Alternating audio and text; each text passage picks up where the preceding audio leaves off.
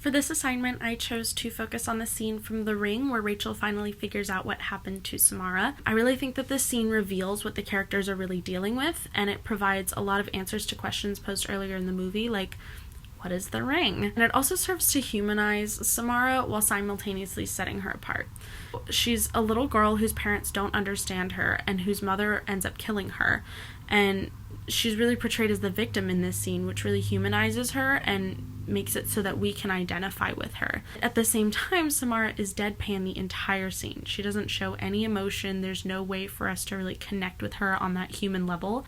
Really, this scene confuses the viewer in the long run because it feels like the kind of scene where the main character finally figures out how to defeat the antagonist. Samara ends up being the bad guy anyways. Overall, through the use of strategic camera angles, lighting, dialogue, facial expressions, and more, the scene simultaneously humanizes and alienates Samara in the viewer's eyes while making the argument that the worst offense a mother can commit is to kill her own child. So here we go.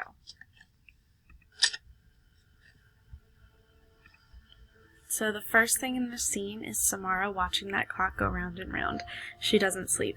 And that right there is our first clue that she's not like the rest of us. I think the coloring in this scene is really interesting too. Not only is it set in the hospital, but the tint of the video is distinctly greenish yellow. So what is it that's keeping you awake? This doctor is really interesting. You must sleep sometime. He's like talking to himself. Do you dream about something? He's trying to find an underlying cause. Samara? I mentioned that the hospital scenes are kind of a greenish yellow tint, and my first thought was sickness and sterilization, which is interesting because green actually has some really positive connotations associated with it, and yet when you mix it with yellow, it becomes representative of sickness and deterioration and rotting even. In Rachel's scenes, everything is kind of a gray blue kind of tint, which might just be because she lives in Seattle, but my first thought was that it looked cold. It looks misty, it looks rainy and foggy and just kind of overcast all the time, which adds this air of mystery to the whole thing. Blue has some great connotations. It can be associated with tranquility or the sky and the sea or trust, but when you mix it with gray, gray is a really compromising color. Gray is detached. It's not black, it's not white, it's somewhere in between, and it's really indecisive and it's really impartial, and I think that's so interesting that the blue and the green can have really positive connotations, and then just mixing them and distorting them in that way makes them mean something totally different. Here's another instance where we're shown that Samara isn't a normal person. In the scenes where Rachel is in the foreground, she's watching this TV and there's the green kind of reflected on her face, but then in the background you've got the hallway and the lighthouse is just spinning and spinning and spinning, and so the hallway is lighting up and then it's going dark and then it's lighting up and then it's going dark, and it adds this whole aura of suspense to the whole scene because she broke into this house. You don't know if the next time the light comes around there's going to be someone standing in that hallway. I think that this whole scene is a great example of an intentional use of camera angle and an intentional use of foreground to add suspense. I think it's so interesting that we never see the doctor. You know, we're behind him. He's watching her on a TV. They tied her up. And now they're watching him on a TV so that they don't have to get close. Samara? See, that silence is so uncomfortable for How him. did you make these pictures? It's been said that because we're constantly exposed to background noise, silence makes us uncomfortable. So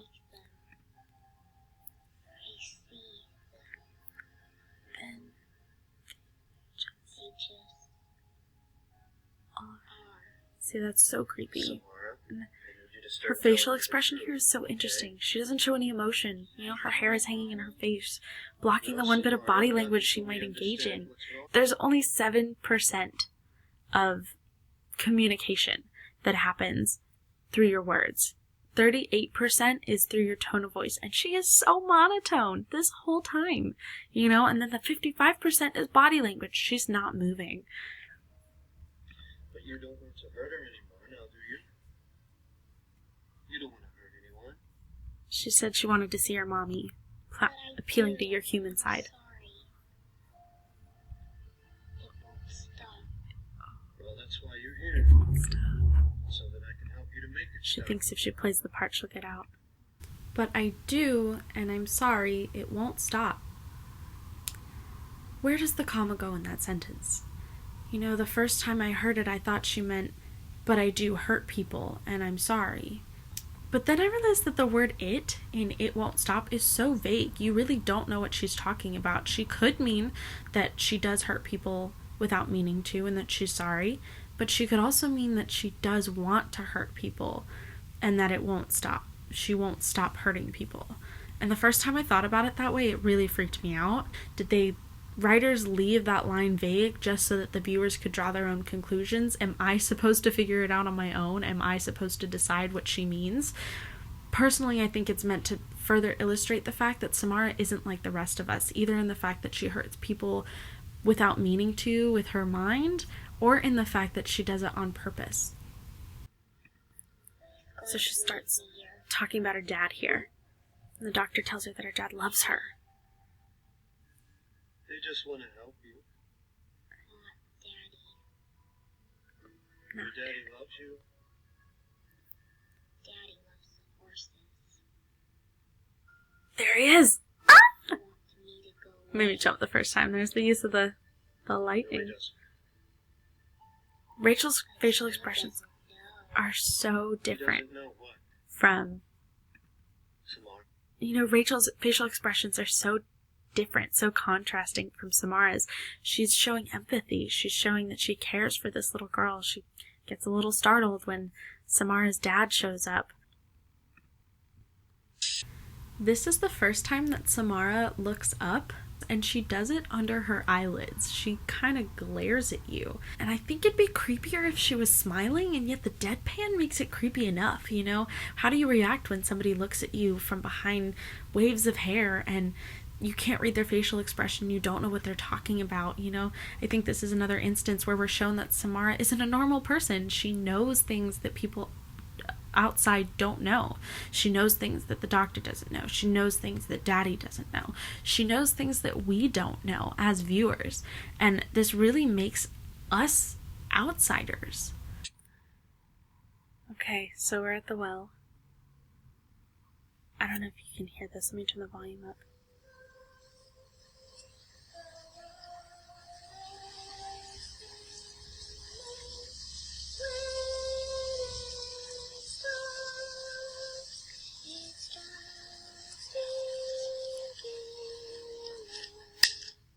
So she's singing. And that's actually a tune that's been playing this whole time. You just didn't notice it. Now it's got worse. The world is spinning. When it stops, it's just beginning, which I think is a little foreshadowing. I know things will get better. I know things will get better. And here she goes. She's gonna kill her daughter.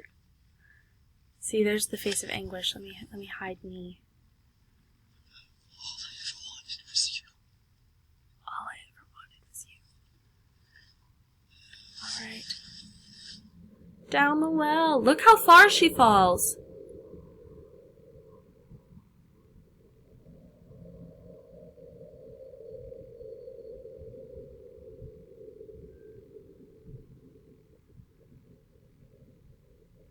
The eyes. Ah! There's the ring. The fact that this is set at the well gives the rest of the movie so much context. Secondly, the only time you see Evelyn's face is when she's suffocating Samara and she says, "All I ever wanted was you," and she's in total anguish. But she also just pushed her daughter down a well and she lived. So basically this whole scene set it up that Samara isn't just a human. First, she didn't sleep. Then she could make pictures with her mind. And then she knew things that normal people couldn't know. And finally her mom throws her down a well and she lives. Her mom threw her down a well. What does that say about a mother and child relationship? What does it mean that it's more shocking for her mother to kill her than her father? Because when her mom comes into that foreground at the beginning of the scene outside, it's such a shock. The viewer has been led to believe that her father is the one to kill Samara.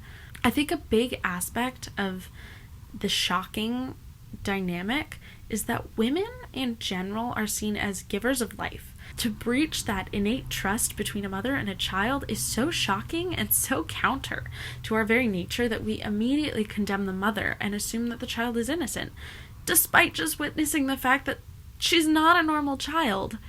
And I think that this right here is the main takeaway from this scene, this idea that mothers should protect their own children despite the cost. One of my main points here was that the use of strategic camera angles and lighting were very important to this scene. And in an article for the San Francisco Gate, C.W. Nevius called The Ring a director's film. It is Gore Verbinski's deft touch that keeps this from turning into schlock. He later goes on to say that it's not ever really over until it's over, which I think is really relevant for this scene. Like I said before, this scene feels like some sort of resolution. I think that it's not over until it's over, while cliche is a really good way to say that. Roger Ebert, the famed movie critic, did not have such kind words. He only gave The Ring 2 stars, and he called it verging on ridiculous, stating that it explained itself to death. Mainly, he seemed to dislike the fact that it never ends. Personally, I think that really adds to the horror. Christy Lemire wrote that the plot holes outweighed the terror for her. She called it unoriginal and asked the sorts of questions like, well, if Samara can make a videotape with her mind and can make phone calls without a phone, why doesn't she just say, hey, I'm down here at the bottom of the well? And I almost don't even want to dignify that with a response, but I will just say that she obviously didn't get the ending of the movie. Samara doesn't care about being found. She doesn't care about revenge. She cares about hurting people. And if she didn't use such mysterious means, there wouldn't be a story. So, to recap, Samara isn't normal, and Gore Verbinski does a fantastic job at portraying that through film work such as camera angles, lighting, and dialogue. The facial expressions are the finishing touch, and it all comes together to make a pretty bold claim on the nature of motherhood. Moms, protect your babies. They might come back to kill you. You never know.